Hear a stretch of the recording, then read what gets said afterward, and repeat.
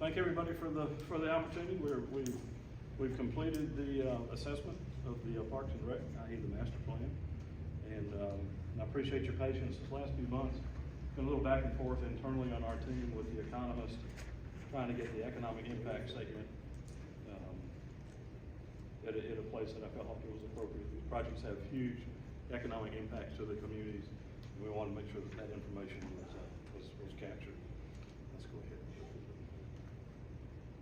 Again, I'm John Chambliss, King Architects. We're gonna just hit. Most of y'all have seen this presentation many times, so we're gonna just hit on the highlights of the master plan. At the end of that, just kind of a refresher course. At the end of that, what I'd like to do is touch on the phasing. I think that's going to be a critical piece of the puzzle, is how we're going to phase this, and then talk about implementation, what the next steps are in terms of moving forward. The focus today just needs to be on phase one, because that's all we'll be doing. Phase one has some options, then ultimately you'll decide which options you want. But what's incorporated in phase one, and then how you may adopt a plan to move forward in the implementation of phase one. So thanks to the steering committee, they've been wonderful. The city has been wonderful. Great community feedback. The entire plan has been based on the feedback from the community, so it's a very responsive plan, we believe, and excited to reach this point and turn it over to the city for implementation. So I'm going to turn it over to Kaylee to hit some of the highlights of the plan, just a refresher. Michael's going to hit on the planning pieces real quick, and then I'll follow up on phase one.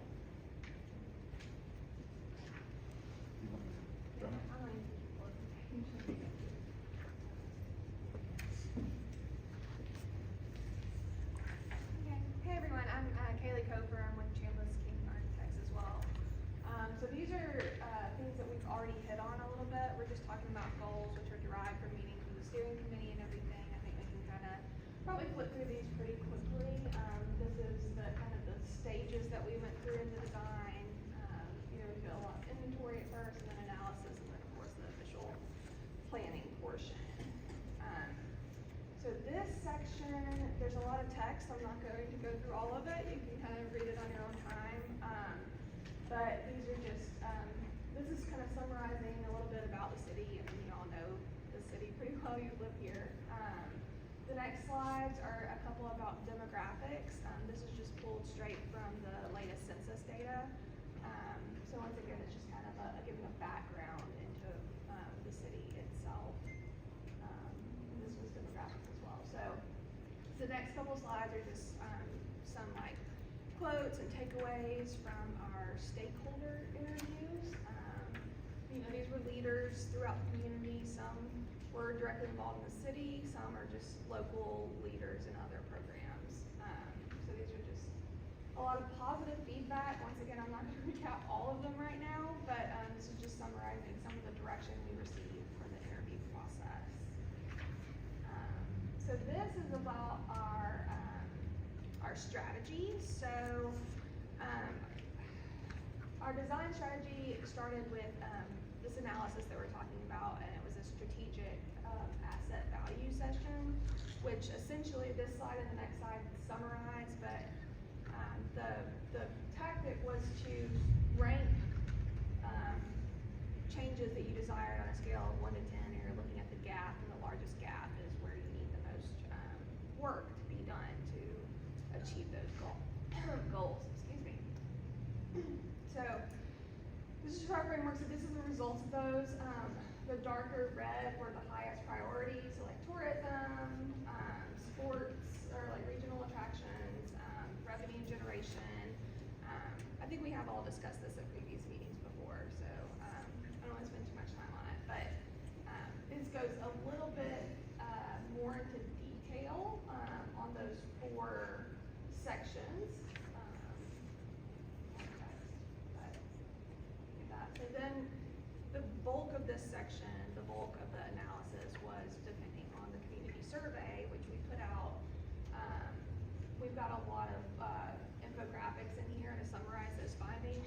We sent it out with utility bills, we sent it out with social media and all that as well. So these are kind of overview of the results, number of respondents, how that went out,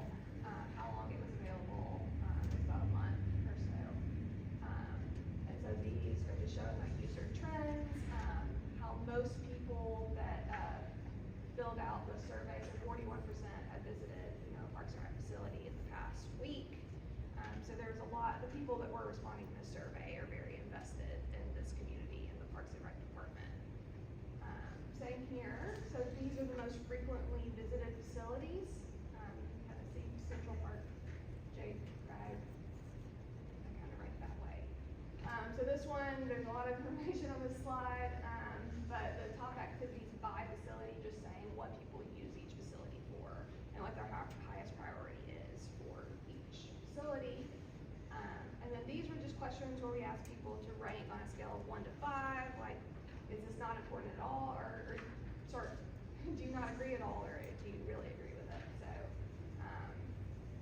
there's a couple of slides with these.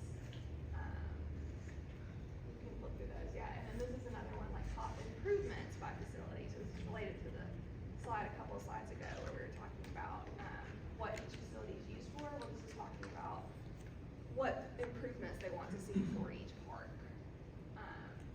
This is the one where we'll dive more into it on the Catalyst project. But, consistently across the survey, there were several questions about this. People kept mentioning, of course, the pool, the indoor pool, outdoor pool, needs, and restrooms were recurring things as well. So this is a map we put on this before, but you can see which areas on the map were most popular for like future development or activities. And then this is another quotation slide, so I won't read all of them, but on your own time you can read. This is just a lot of positive comments that we received from public meetings, or we have like QR codes and also in the survey, so we pulled these from all those sources. And then I'm gonna hand it over to Michael to go over the parks kind of quickly. Again, bear with us, because we're gonna hit these pretty quickly, these slides pretty quickly, because most of you have already seen this information. We really wanna land on the implementation in the phasing plan. Kind of a refresher. Good morning, I'm Michael O'Brien with HMP Landscape Architecture. As they've mentioned, when we started this process, a big part of it was analysis and inventory. So in the beginning, we met with Parks and Rec and did a detailed tour of all the facilities to kind of understand the existing conditions, and then taking that in combination with the needs based upon feedback from the community survey, as well as the leaders within the Parks and Rec department, you know, what they were. So we'll go through all of the facilities fairly quickly, and then will lead us into the Catalyst project. So here's a list of the existing facilities that you already have. We took a detailed tour of each, did a photo inventory, you know, walked every single site just to get a complete understanding of where we were today. So we can go on to the next one. The sports complex, you know, it's well used right now and really serves the needs, but it still has some opportunities to expand. So we looked at that, and again, this is a master plan, so it's a long-term vision, not to be implemented all at once, but with the available property that the city has right here, you know, showing how this can actually expand so you can begin to host tournaments and other needs out in this location. Here we are at J. Craig Community Center right down the road, you know, looking at what the facilities are right now, and then the proposed plans, how to take advantage of also the senior center, and then ways to kind of use the pool if the pool ends up ultimately, you know, not being a pool as it is today. The Great Noble Park, which is kind of right here in the city center, you know, existing conditions, identifying some issues with drainage, circulation, and really creating a sidewalk network, beginning to organize these spaces, and then to take some of the smaller components and combine them into one location so they have an organization, and of course parking and lighting is a special need. Central Park, you know, great main park, you know, really feature within the city. It's great the way it is, but how do you kind of take it to that next level? Again, creating some organization and structure through the sidewalk layout to help kind of define some of the spaces, take advantage of these key access points with the pavilion and the Bluebell Creameries, and then the main gateway into the space. The Beth Yates, you know, great tennis complex, great playground for the kids, just a way to kind of help help design that in the future. Parking is a big issue. You can jump to the next slide. You know, improving the public restrooms, and then really just kind of giving it a facelift with improved planting around the area. Lake Howard, you know, great natural resource that Sylacauga has. You know, what we looked at that is really how, we can go into the next one, you know, improving the pavilions that really are kind of, you know, there's a lot of, cracking in the sidewalks and the structure, but also creating some more entrance and some more, wayfinding to get to the main trailheads in the area. Fairmont Park, wonderful neighborhood park, was a great feature for that area of town. Jump to the next one. Again, you know, improving the pathway, because we observed that the day that we were there, there was a lot of pedestrian use in that area, even early in the morning, and then just outlining how the large open field could be used. Excuse me. Yes, ma'am? I'm sorry, I didn't mean to stop you.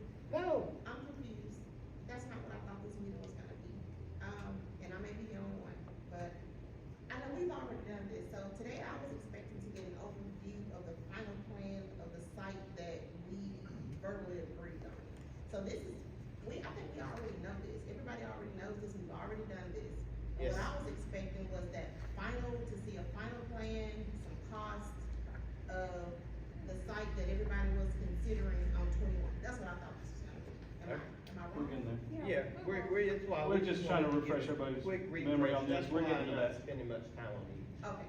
We're on So our I'm way about an there. hour. No. Okay. And that's why I'm being real brief about everything. All right, Pinecrest Park, you know, same thing out on 280. And again, improvements, talk about visual screening, improving the pathway around it, improving some of the parking. South Highland Park, yeah, another great neighborhood park, you know, identifying some of the slope challenges and a way to capitalize on that. You know, with playgrounds, improved, basketball court and circulation. Moon Park, which is underused at this point, and ways to provide new access to the site so people can begin to use this space again. East Highland Middle School, kind of a great historic, you know, significance within that community, and a way to kind of commemorate that, and as well use the open field for practice facilities for the Parks and Rec Department. And then this is just a brief summary based upon our analysis and then kind of evaluation that we did of what the needs were for each. All right, so the Catalyst project. So after taking all this information into consideration, as well as the feedback from the community survey, we begin to kind of define the needs. And as Kaylee mentioned earlier in that feedback, there were some things that were identified for the need for a new pool, indoor and outdoor. Do you want to talk about the aquatics real quick? Yeah, you can hit on the programming. I'm gonna hit the. Okay. Yeah. So, it's a variety of options that you can have, you know, from the indoor facilities, both recreational and competition. So showing how, these are just some inspiration images from other things that show how those different components can be combined. Outdoor pool, same thing, competition, recreational. The opportunities are endless as far as what the final details of that look like. So, where we ended up with selecting the site. So working with the steering committee, we proposed several different sites, you know, most of which were city-owned property, just to help with acquisition, some which were not. And so we had pros and cons with each, and based upon the feedback, we ended up with the site along 21. But what we wanted to illustrate in this overview is kind of how that site, you see it here with the two red asterisks, kind of connected to the city as a whole. And then the diversity of the uses around that. The other really exciting thing that we thought that it provided was this kind of green ribbon that winded along the main spine, Highway 21 within the city. So you've got, it would connect to Noble Park, you know, the city school system all the way down to the Central Park, and ultimately kind of connecting that corridor to downtown. And then once you have those destination pieces, it really kind of sets up a framework for you to have more walkable community, to improve the sidewalk network around those streets. So that's kind of what this diagram is illustrating. All right, so the overall master plan. So this is the overall, not just phase one. So looking at the needs, we began to take those priorities. And then, so the main thing obviously was the indoor and outdoor pool, which is located there kind of towards the northeast corner. Looking at parking, the different components, there was a need, a desire to have outdoor basketball courts, some pickleball courts, potentially in the future, setting up a framework or setting up a amphitheater, taking advantage of the topography and the high point that existed on that site, well into the future, just showing that there was available space to have some kind of premier multi-use field that could be able to host like premier Parks and Rec football, soccer games, and potentially, if desired, it could also be a diamond. But also taking into consideration the low-lying area, which is in the flood zone, so knowing that the uses were limited in that area, but still showing how it could be a wonderful park space for the area. It would include a large open field that could also be used for games or practices, playground areas, and a large dog park. So specifically phase one. So phase one includes kind of the main access and entrance. The good thing is this being along Highway 21, it gets a lot of visibility. It kind of becomes kind of a gem that people notice as they come in and out of the city. Right there on the corner would be the main new rec center that would include an indoor pool, indoor aquatics facility, in combination with that, an outdoor pool, parking to serve all, and then outdoor basketball courts and pickleball courts, as well as a large pavilion that kind of perched up right on the top of the site and provided views all over this development. The second phase, we just kind of take advantage or capitalize and show the rest of that area down towards the lower portion in the floodplain. In addition to the items that I mentioned earlier with the open field, dog park, and the playgrounds, really kind of taking advantage of that drainage area that runs through it and doing some stream reclamation so it becomes more of an amenity to the city and to the pedestrians or to the citizens that would use this park space. And then the final portion would be phase 2A is doing the additional playgrounds and then ultimately the splash pad up at the northeast corner of the site. So we have put what we call range magnitude numbers together for the phase one development. Right now, we feel that phase one will hit in the probably 33, 35 range, somewhere in that range. That's going to depend somewhat on the grading, site development, and other costs that are somewhat unknown at this point. But that picks up the outdoor pool, the rec center, indoor pool, the restroom buildings, pavilions, everything that we were talking about in phase one. So this would be, our initial thought on the investments for phase one. And I don't know if y'all would like to have further conversation about this or just absorb this information.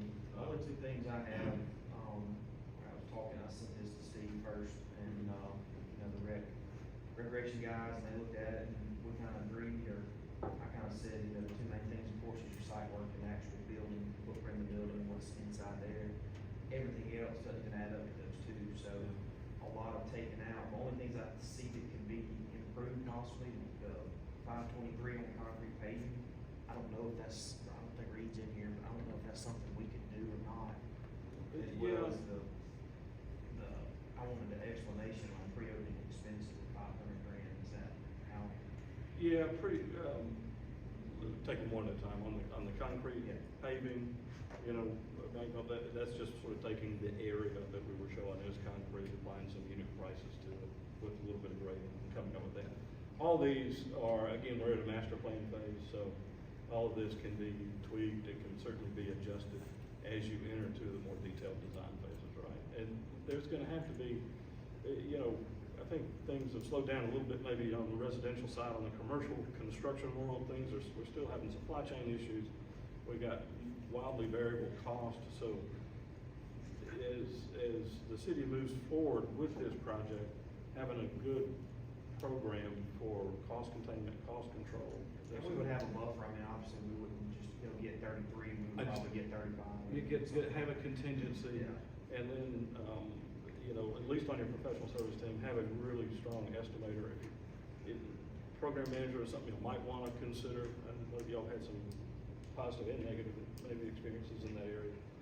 But, someone, especially to do, two specialists I think you need on the team. I think you definitely need aquatics consultant, because there are ways that you can combine equipment, combine piping, from an operational standpoint, if you can have, you know, if you can have the facilities combined and your lifeguards, and just the day-to-day operations of aquatics, is so much more efficient if you can bring all this together, and then create this really strong destination.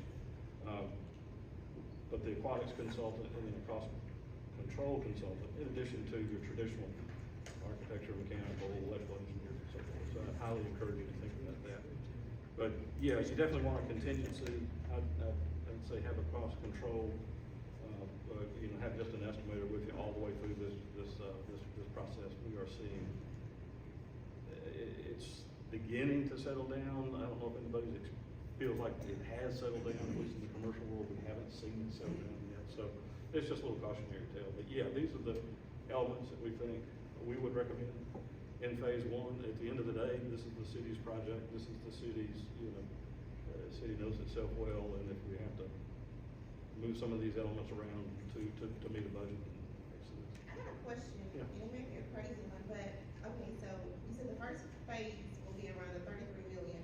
So, I guess the way I'm looking at it is if you tell me it's gonna cost 33 million, is there a picture or something I can see what I'm gonna get for the 33 million, or no? It's just the plan, the phase one plan. So is there not like and rendering? maybe I'm thinking about something that's probably not possible, like some kind of virtual diagram or something, or like Like a perspective rendering? Like a maybe, I perspective don't or a know what it's program, called. the program is the, just say, well, this is all together, this is what we have, a list of this, and this is what it's gonna look like when we sit on the site. Yeah, Does that I make sense? yeah, what we've done is we've created the plan, you know, based on all the work, community surveys, and then tag numbers or cost estimates to those elements.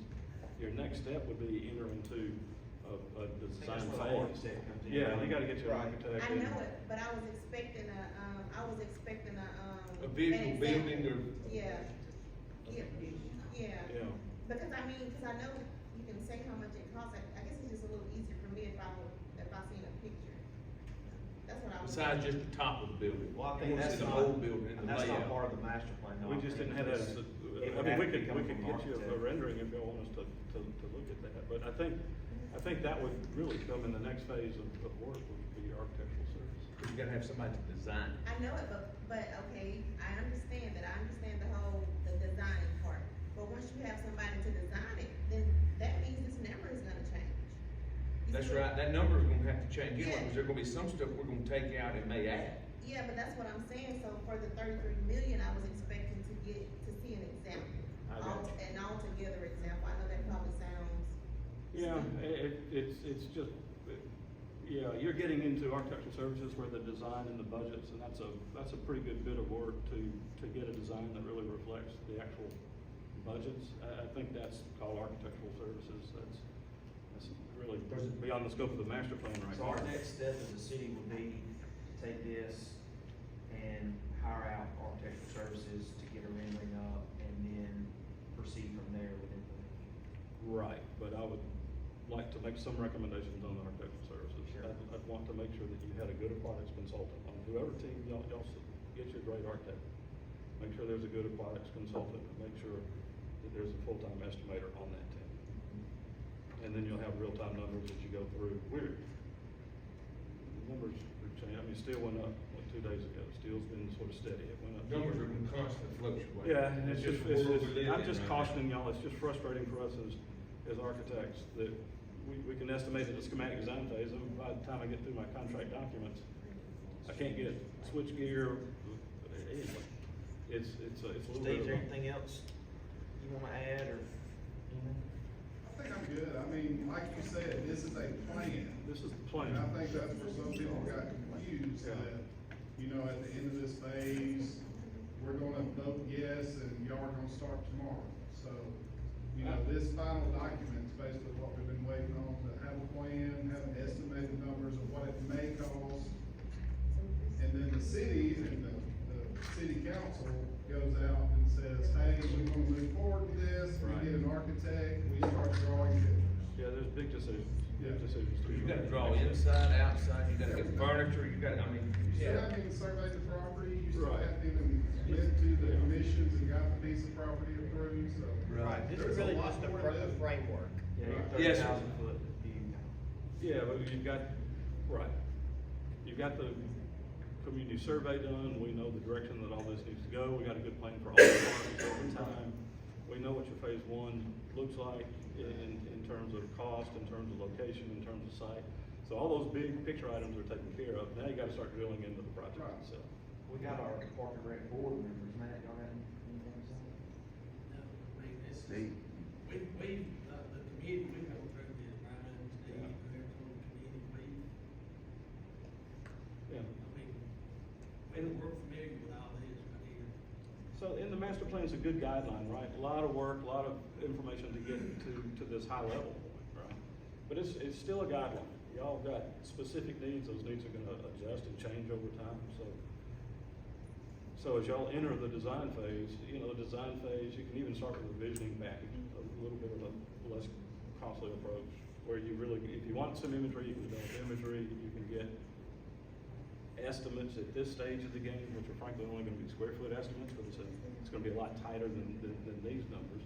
And then vote to how you wanna move forward, then enter schematic design development. When you did so forth. intersection improvements, since it's on a state highway, did you reach out to Aldon or anybody to get these, or just based on previous? It was just previous experience. It was just like almost a placeholder, asking to say, don't forget, Right. we're going to need some improvement. You're gonna be generating a lot of traffic. This, and it may be up there and I don't see it, but I don't see anything about staffing. You know, anytime you build something new, you wanna grab more square footage, so the Park and Rec is gonna have to have more staffing to help take care of these things. That's exactly right. Pre-opening expenses Oh, right right. there means you're gonna start bringing on people 6 months ahead. Let's say construction's gonna be finished on December 31st, well, by June or so, middle of the year, you need to go ahead and get your staff on board, start the training, let them see the final stages of construction, know where the filters are, know how to operate the equipment. Start reaching out for tournaments. I mean, there's gonna be sports tourism elements, there's local recreational elements. Putting all that together starts long before the project is finished, right? So that's why we just, and these are almost placeholder numbers based on previous experience, they can change. But you're gonna need staff on board before you open the project. You're gonna need to, you know, put food in the refrigerators, in the concessions, and, I mean, you're gonna plan a pre-opening gala, probably, so. But yeah, staffing is gonna be, you know, the guy right there. He got it under control. We got it. I He's believe got, in it. yeah. I He's believe got in it. it. And so we did plug that number in, but that's just to get you kind of the point of opening, right? Yes, sir. Now, the operational costs, we haven't done an operational pro forma. Steve, you're gonna, you know, you'll be tasked with that as to the staffing levels that the facilities will require, the operational cost. Aquatics is the most expensive to operate, as everyone in this room knows, so you get yourself well prepared for that. But it's also the biggest draw. It's also great revenue streams, from birthday parties to all kinds of events, competition and local recreational events. So you should get great revenue streams out of it. Any council boards, anybody got any other questions? Mr. John, we appreciate you coming at Oh, the man, spur of the thank y'all. moment. We Yeah. thank y'all for what y'all done, and hope to see you later down the road in the next 10 years. We wanna build something better. We're right down the road. The windshield wipers were going full speed on the way here. I understand. I'm still confused. This isn't what I thought it was gonna be. Pardon? I said, I'm still confused, so basically, this is just a guesstimate based on your analysis, right? Because, You talking about the budget? yeah, Yeah. but, this doesn't include anything that's inside of the building, this is basically just the structure, the landscaping and all. Those are, you know, project numbers, what we call project numbers, that would be the cost of the building, the cost of the professional services, the FF&E, furniture, fixture, and equipment. It's just a broad range number that captures all that. There's, you know, at this stage, we don't break all that out. We could. Your typical ratios are 75 to 80% of your budgets go to construction, where the 20 to 25% balance is gonna go to professional services, it's gonna go to furniture, fixture, equipment, that kind of stuff. But right now, at this stage of the game, it's just a line item project number. Because based upon the level of detail that is associated with a master plan, I mean, it's almost impossible to dive into, hey, this is what your furnishing is, until you move to that next phase of architectural design services. And those components of the interior of the building, what the facade, you know, the finishes are on the facade, so they can begin to get into that and assign harder numbers. But this is all with master plan, you know, you've gotta assign numbers somehow. So at this level, 10,000 foot view, this is kind of what comes with a master plan, just to help municipalities understand a range of what the projected cost will be based upon that master plan design. John, you also have the economic impact piece? Oh, yeah, let's go to the next slide. Economic impact. And y'all, I appreciate your patience. My economist gave me a couple different sets of numbers that just is not what we were experiencing on other similar projects. So I was going back and forth with those guys for the last 2 months. I was just unhappy with the numbers. Let's go to economic impact. So the economic impact right now, and this is envisioning the full implementation, would be on the construction phase, somewhere between 106 and 117 million. That's the direct and indirect impact to the economy here in Sylacauga. When we're up and running right now, the operational and tourism, the direct and indirect economic impacts are between 2, 3.5. My experience on the projects that we work with, these are extremely low. I think the impact's gonna be the 3.5 plus. Because you're gonna be bringing in tons of tournaments, tons of folks are gonna be coming in and visiting, and that just, I mean, talk to our friends up in Alabama and all over the state. But these are what our economists gave us is the economic impact. So we're probably in the 115, 117 million range with the implementation of the plan, with about $3 million annual impact. Now, in the book there's the backup and the detail. So that's kind of where we're landing right now. So it's a great investment. But the real investment is quality of life, right? Quality of life for the citizens here in Sylacauga. That's the goal, and that's the real. And not just one certain age for everybody. This touches 0 to 100. That's exactly right. This touches 0 to 100. Yes. On the economic impact numbers, is there a way of determining the estimated source, like what portion of that is generating tax revenue versus direct revenue to Parks and Rec for rental services? I believe we could derive that information, Lee. I don't know that it's broken out, but we could derive that from the information that we've got. I'm just thinking if 50 million of that generated sales tax revenue, that would help notionally pay for the project. Right. And 50 million of that was direct income to Parks and Recreation for rental services. Just knowing where the money's coming from would also help frame the value of the project. I can ask our economists if they could help me with that analysis. I'd be happy just to give you a little supplement in a week or two. But yeah, it's. All right. Well, I Pretty good. So, appreciate it. thank y'all for your Thanks, patience, Mr. guys. Johnson. It's a beautiful plan. Oh, yeah. I wish you the best. So that's it, guys. We're finished, and I appreciate you.